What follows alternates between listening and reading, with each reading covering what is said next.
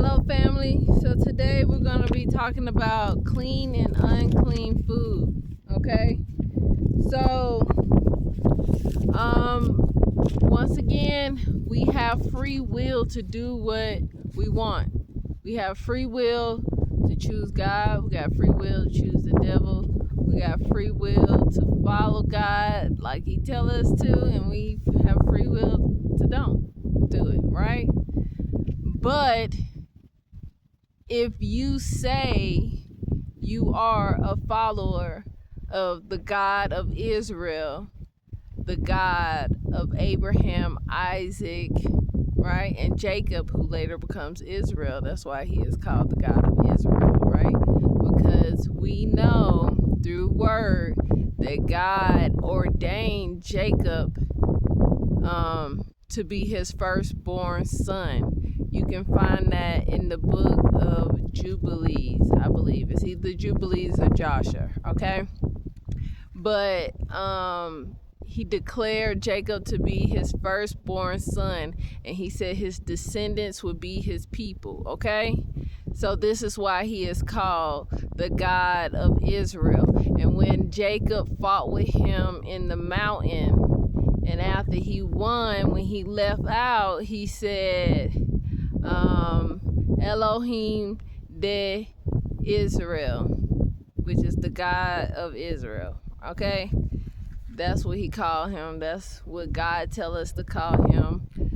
He also may be known as Yahweh or the Lord of Spirits. Okay? But he tell us to call him the God of Israel. So if you follow the God of Israel, he has some commands, okay? Everybody has some type of rules. Even if you follow the devil, he still have rules that you have to follow to quote unquote get blessings from him, right? If there's like you gotta humiliate yourself in somehow, or you gotta kill somebody, it's still rituals or rules or whatever you want to call it that he requires you to do in order to get some from him, okay? God has the same thing, but he doesn't require you to do any evil in order to be blessed, okay? So God, the next thing God commands his people is about the food you put in your bodies, okay? If you're trying to better your life, trying to better your health, better your mind, the first thing I've learned is they tell you to focus on what you put in your body, because what you put in your body is going to determine how you're able to think, because certain foods can fog your mind and mess with your mind. Certain foods can weigh you down, make you feel tired, make you feel sluggish. You know, it doesn't benefit your body at all, right? So the first thing that they tell you when you're trying to get your life in order is to focus on the things that you put in your mouth. And God tell us what we should and shouldn't be putting in our body, because what we put in our body it determines on how well our body will work. The wind trying to blow away my phone. Okay, so you have free will to listen to God or not, but when your body is not performing at its peak, just know it's because of what you're putting in your body. And also, if you can have discipline on what you put in your body, that also helps with discipline in other areas in your life as well. If you can control what you're putting in your body, you can also control and be disciplined about the things you have around you, the things you do around you as well, which will also help you, right? So if you go to Leviticus 11, this is what God says. He says, The Lord said to Moses and Aaron, say to the Israelites, of all the animals that live on the land, these are the ones you may eat. You may eat any animal that has a divided hoof and that chews the cud. Okay, so cud is grass. Okay, so any animal that eats grass and have a divided hoof, like a cow. Okay, these are the animals that God said you can eat. Or deer. Deer is another animal that you can eat. Okay, but you must not eat them. Sorry. There are some that only eat the cud or only have a divided hoof. Okay? So like a pig has a divided hoof, but they don't eat the cud, right? And some that eat the cud, like rabbits eat cud, but they don't have a divided hoof. So he's saying animals like that, that's one or the other, it says you must not eat them. The camel, though it chews the cud, it does not have a divided hoof. It is ceremonially unclean for you.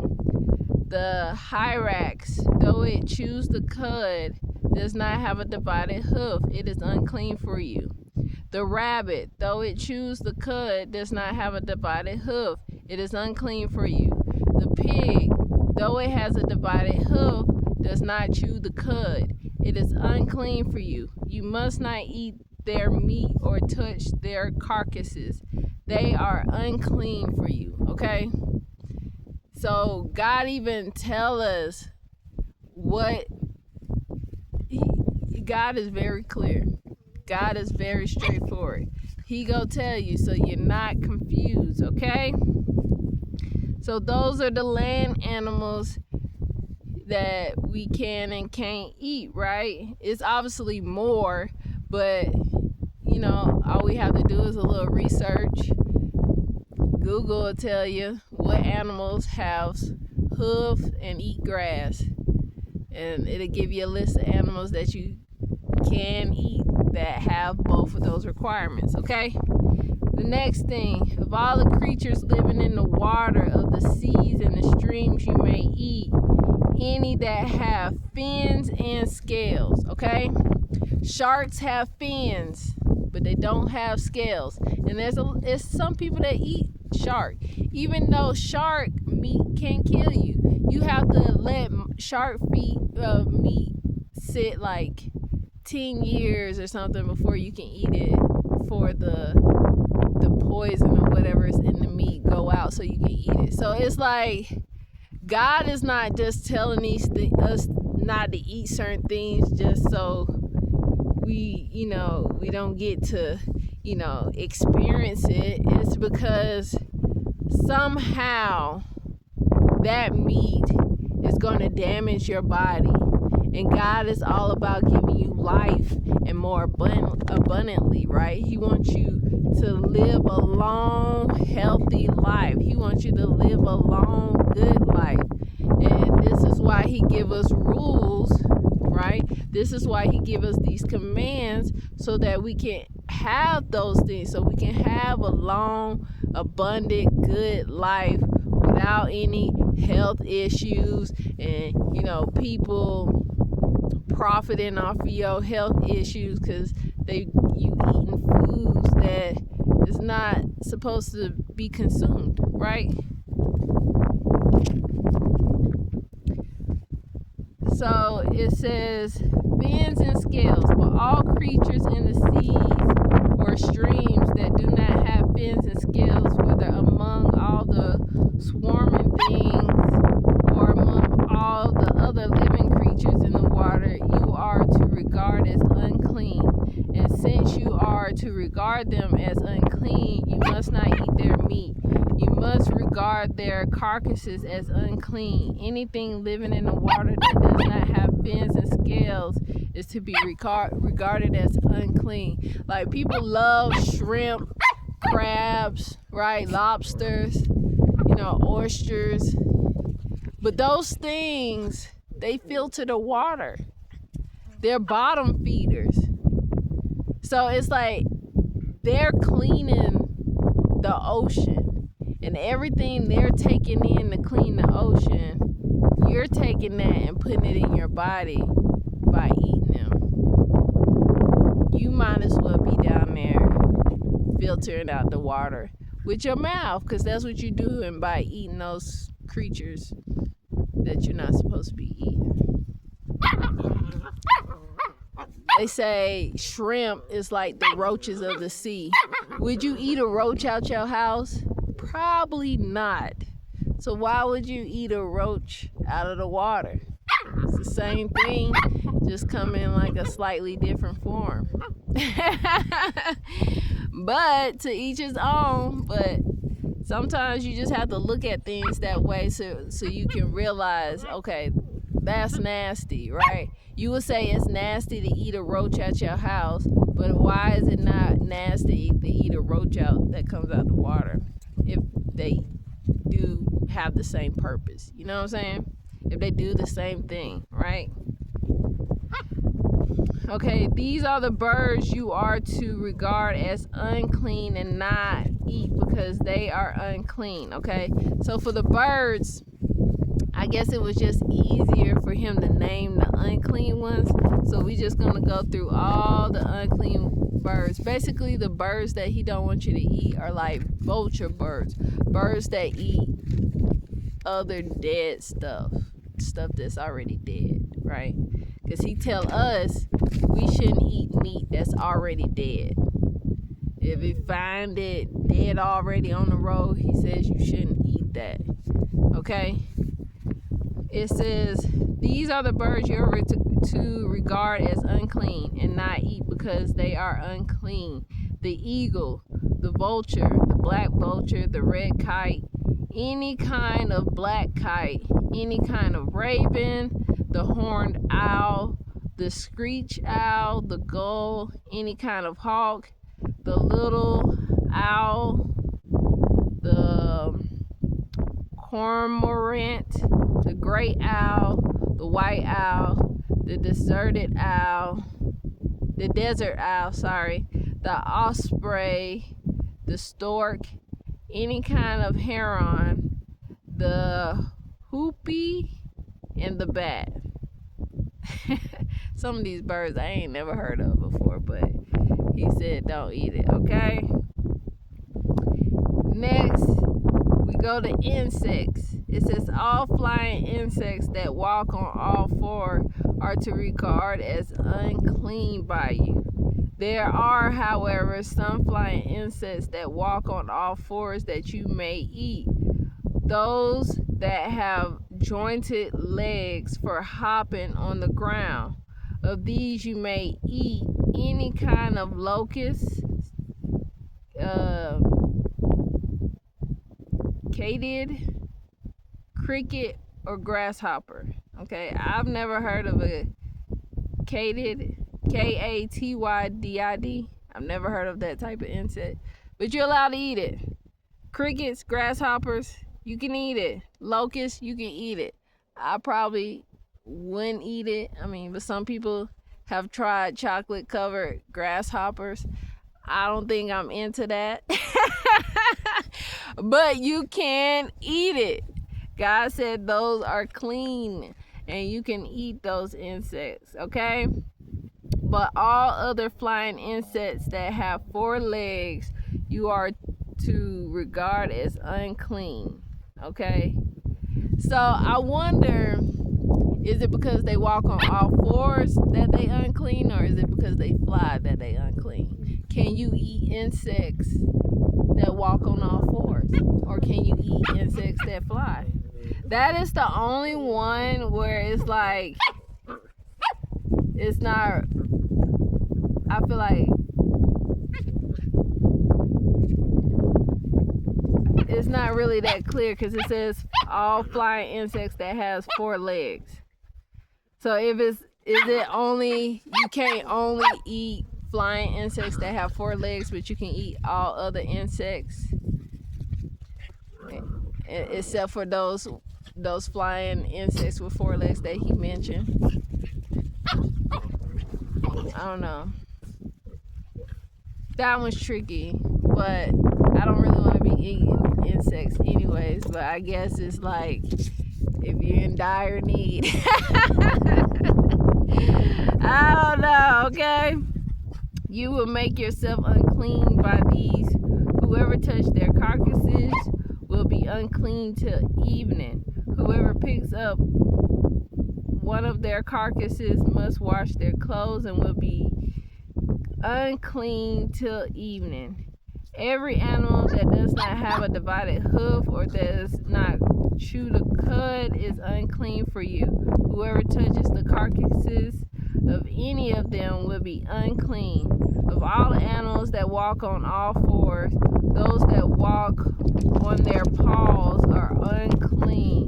So if they got paws, doggies, kitties, shouldn't be eating them, right? Where was I at? Okay. Ooh, I lost my place. Okay, those who walk on their paws are unclean for you. Whoever touches their carcasses will be unclean till evening. Anyone who picks up their carcasses must wash their clothes, and they will be unclean till evening. These animals are unclean for you. Of all the animals that move along the ground, these are unclean for you. The weasel, the rat, any kind of great lizard, the gecko, the monitor lizard, the wall lizard, the skink, and the charmeleon. Of all those that move along the ground, these are the unclean for you. Whoever touches them when they are dead will be unclean till evening. When one of them dies and falls on something, that article, whatever it used, will falls on something. That article, whatever it used, will be unclean, whether it's made of wood, cloth, hide, or sackcloth. Put it in water. It will be unclean till evening, and then it will be clean. If one of them falls into a clay pot, everything in it will be unclean, and you must break the pot. Any food you allow to eat that has come into contact with water from any such pot is unclean, and any liquid that is drunk from such a pot is unclean. Anything that one of their carcasses fall on becomes unclean, and oven or cooking pot must be broken. They are unclean, and you are to regard them as unclean. A spring, however, or a cistern for collecting water remains clean, but anyone who touches one of these carcasses are unclean. If a carcass falls on any seeds that are to be planted, they remain clean.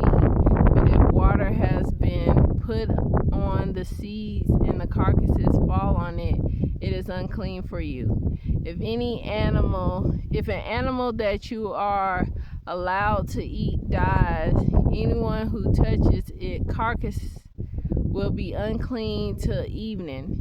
Anyone who eats some of its carcass must wash their clothes, and they will be unclean till evening. Anyone who picks up the carcass must wash their clothes, and they will be unclean till evening. Every creature that moves along the ground is to be regarded as unclean. It is not to be eaten. You are not to eat any creature that moves along the ground, whether it moves on its belly or walk on all fours, or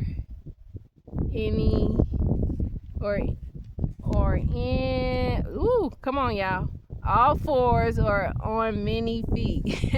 So I guess like it'll be like a worm that moves along the ground, snake, or many feet, centipedes. I remember when Malia had me buy her a worm, a lollipop that had a worm inside. We had went to this hiking place and they had like worms She did not eat that lollipop. That lollipop was like, I feel like $8, and she did not eat that. My daughter, she always asking for stuff. That's why she get her own money, and if you want to spend your money on that stuff, you waste your own money, okay? You ain't gonna be wasting up my money. And she gotta work for her money, right? Okay. Do not make yourself unclean by means of them, and be made unclean by them. I am the Lord your God. Consecrate yourself and be holy, because I am holy. Do not make yourself unclean by any creature that moves along the ground. I am the Lord who brought you up out of Egypt to be your God. Therefore be holy, because I am holy.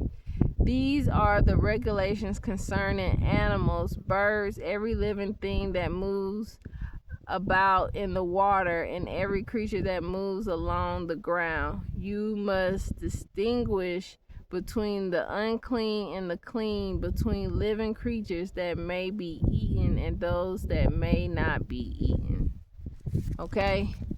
He also tell us in Leviticus 7:22, do not eat fat and blood. It says, the Lord said to Moses, say to the Israelites, do not eat any of the fat of the cattle, sheep, goat, the fat of any animal found dead or torn by wild animals may be used for any other purpose, but you must not eat it. So I know we like our fat backs and our collard greens and all that stuff like that. God says, do not eat it. Okay? Anyone who eats the fat of any animal from which a food offering may be presented to the Lord must be cut off from their people. But whoever you live, you must not eat the blood of any bird of animal. Anyone who eats blood must be cut off from their people, okay? Because as we learn, he said don't eat the blood because life is in the blood, right? He say animals, but it also pertains to humans. He said that in another verse. He said animals or humans. Don't eat the blood. Life is in the blood, okay? So food gotta be cooked all the way through. No bloody stuff. All blood is supposed to be drained out. Food's supposed to be cooked thoroughly, okay? No eating fats.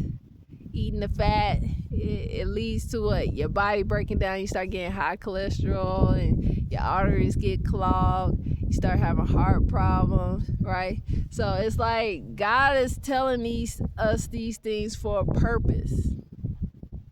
I know we feel like we grown and we go do what we want to do. We only live life once, and we got to experience, the things that we want to experience. But sometimes certain experiences cut our life off shorter than God intended it to be, right? So it's just like, I know you want to experience certain things, but just know that experience might prematurely end your life before God intended it, okay? Because God intended for his people to live a long, abundant life. It said when David died, he died in an old age with wealth, right? He lived a long, wealthy life. He was a king for 40 years, okay? When Abraham died, he lived a long life. He was wealthy when he died, right?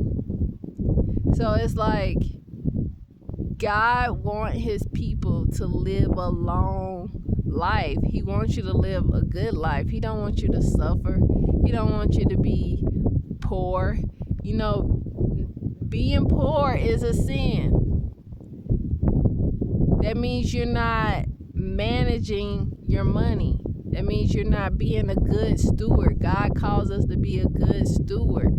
right? This is something I'm working on right now. So don't feel like I'm judging you saying,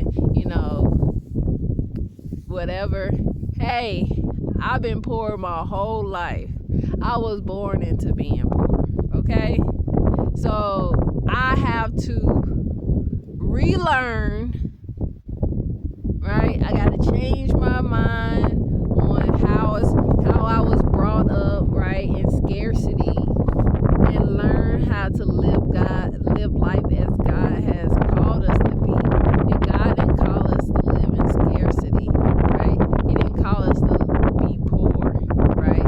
He called us to be good stewards over our lives, right? So that means we have to learn how to manage everything in our life that is in good standing, right? So I'm learning, right? And as I'm learning, I'm sharing, because that's what God has called me to do. He called me to share the things that I'm learning with him. I'm not perfect. Nobody on this earth is perfect. Nobody on this earth will ever be perfect, right? But it takes time to go from,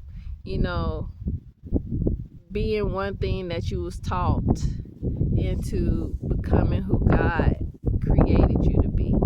It takes time, and God is willing to work with you. If he sees you are trying, like really trying, he will work with you. He is patient. He will direct you. He will guide you. He be like, if you're unsure about something, he will show you how to find the answer. It says it in his word. He said, is there nothing from old that God can't show you?